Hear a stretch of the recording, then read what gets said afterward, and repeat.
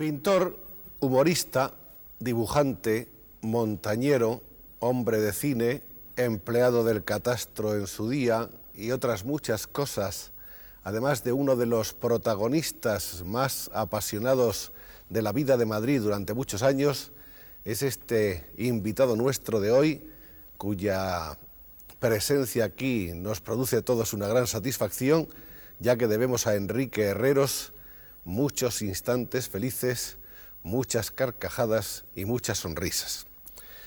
Sobre todo los españoles conocen a Enrique a través de sus dibujos, como 700 portadas de La Codorniz, como miles y miles de dibujos más en esa y en otras publicaciones, en libros variados y diversos, de algunos de los cuales se hablará aquí, y en todos ellos estaba esa ironía profunda, este sentido del humor extrovertido, contagioso y alegre que ha hecho de Enrique Herreros uno de los humoristas más justamente admirados en el país.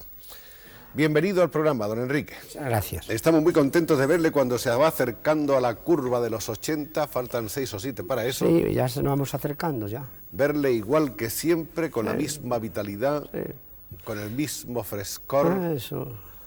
Y con el mismo pelo. Y con el mismo pelo. Y atreviéndose como en los viejos tiempos, porque es un gran enamorado de la montaña, a seguir haciendo alpinismo, ¿no es así? Pues sí, esquiando también, porque es lo que le conserva a uno. Es que dicen que los viejos no son viejos hasta que no quieren ser viejos. Y yo, como no quiero ser viejo, pues me estoy defendiendo como puedo.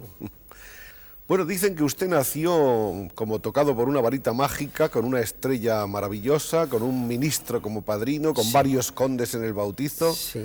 Parece que está usted ungido de todas las gracias. Sí, pero yo pertenecía a una familia que era muy importante, pero era yo de la rama pobre.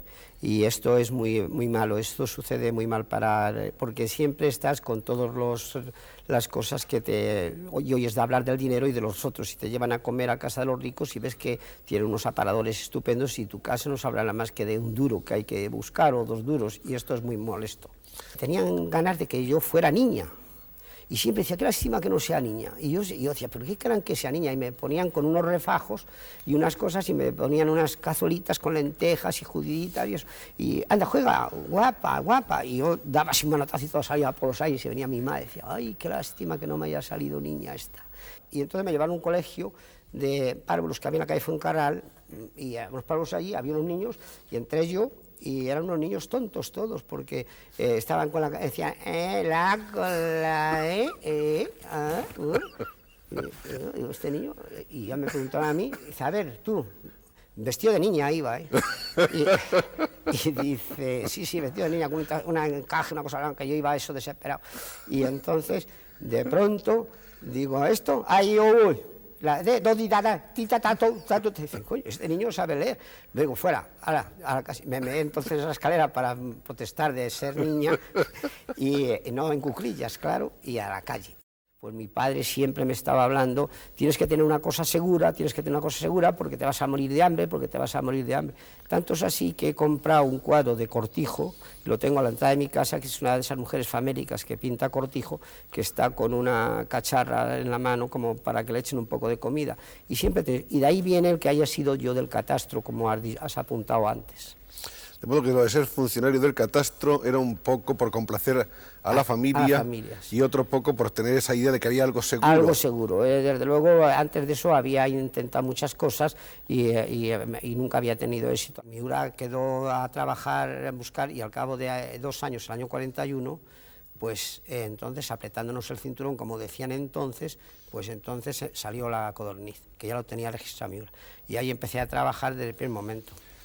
Y que fue un revulsivo muy importante. Muy revulsivo importante, sí, porque fíjate que cuando se mandó el número 0 a muchos sitios, se devolvía diciendo que para hacer esta imbecilidad no hemos hecho la guerra, decían, que no te creas que no tiene gracia la cosa. He hecho de todo lo que se puede hacer, menos trapecista, de todo lo que se puede hacer, porque yo me asombro, y el otro día le preguntaba a Máximo y le preguntaba a Dodó, que si ellos pueden vivir de dibujar humorísticamente, porque tú sabes que yo en la época esa de la Codorniz de iniciación pues tenía un éxito bastante grande, como el que puede tener ahora Forges, ¿comprendes? Bueno, pues yo no podía vivir de eso. Y entonces me dediqué al dibujo comercial. Y entonces trabajé en la General Motors, trabajé en la agencia Thomson, que es la segunda agencia de publicidad de los Estados Unidos, la representación aquí, y inmediatamente pues empecé a ganar dinero. Y en esto me encontré a Ricardo Urgoiti, que era de Radio Unión Radio, y me metió, estaba creando una compañía de cine que se llamaba Filmófono, y ahí me metí. Y ahí trabajé pues 27 o 28 años, ¿no? Hay una época en la vida de Enrique Herreros muy curiosa, que es cuando se dedica a ser algo así como el manager o el creador de grandes artistas, sobre todo de Sarita Montiel. Sí, de la Cristal y esto, sí. Eso fue en la época cuando el último cuplé. Y yo dije, hay que poner canciones a esta. Y entonces cuando me trajeron el guión, que me lo trajo Juan de Orduña, que en fin tendría todos los efectos que quiera, pero era un señor de los pies a la cabeza y un tío al que yo estoy agradecido, porque gracias al cuplé pues puedo levantar cabeza, de manera que en vista de esto pues elegí el último cuplé, que me dijeron que no era comercial y todas estas cosas que me decían. Y cuando vi la prueba privada, la primera que me pasé, pues veo que pone en el Sarita Montiel y 25 canciones, y dije, se me ha ido la mano con la... Pero afortunadamente había 25 canciones, pero eran algunos muy cortos que no las cantaba Sara. Sara cantaba 10 o 12.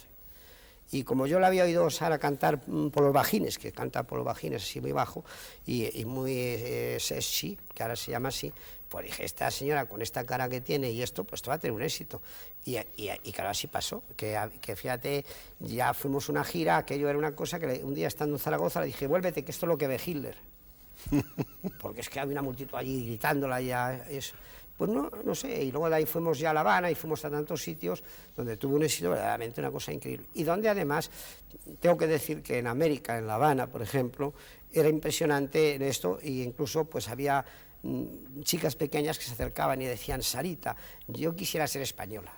Como están en ese tinglado de nervios y de actuar, y todo el mundo le dice que son geniales y preciosas y divinas y que han nacido para el amor y toda esa cosa, y luego esa revista del corazón, le dice todo esto, pues andan unos follones y unos líos con ellos, que no entiendan. Se casan por el Papa, se descasan por la Iglesia, quieren ir a ver a Stalin, un bollo de mil demonios que no hay quien lo entienda. De modo que ahora la vida es mucho más tranquila. Bueno, la vida es mucho más tranquila. Yo llegué a un momento en que tiré la esponja, tú ya lo sabes, tiré la esponja. Y precisamente un estreno en Barcelona me lo hiciste tú, porque yo tiré la esponja, dije, no, yo esto, porque otro día me tenía que tomar un Bellergal o 2 Bellergales, porque es que no podía resistir lo que me decían, y por eso me ven en aquella época y parece que soy mucho más viejo que ahora, porque es que no podía ser eso. No es porque digan nada, no es que son así todas, no es que sean ni mejores ni peores, es que es así la cosa. Este acaso sea uno de los libros más interesantes de los que ha hecho Enrique Herreros, que es una versión con una cantidad asombrosa de ilustraciones en color del Quijote. ¿Cuántos tomos son? ¿Es un solo tomo? No, esto son una separata de un libro, o sea, se editó, esto me lo proporcionó Tono, o sea, me dijo, están queriendo hacer, la editora nacional quiere hacer un Quijote o no sé qué, y entonces me llamó Tono, que conmigo se ha portado siempre muy bien, y entonces me dice, vete a ver un sello que te va a y las láminas que las tenía yo dibujadas, pues estas láminas que las tenía yo dibujadas, pues resulta que lo editaron, y editaron un tomo que valía 2.000 pesetas, y se vendió. Hizo otra segunda edición y también se volvió a vender, y ahora han hecho una separata de las láminas, que es esto que ves. Es que el Quijote es una obra humorística 100%, y les da a todos por ilustrarlo en serio. Y todas las cenizas que me las tiren por ahí al lado del Naranjo de Buenos y una cosa, para no andarlos con una caja ni andar con molestia ninguna.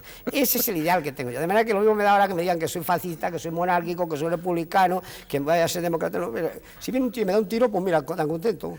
Hombre, no será tanto. Hombre, porque lo que siento miedo es a decir de andar así, que de, ¿cómo está usted, don Tomás? Eso es lo que me tiene a mí loco.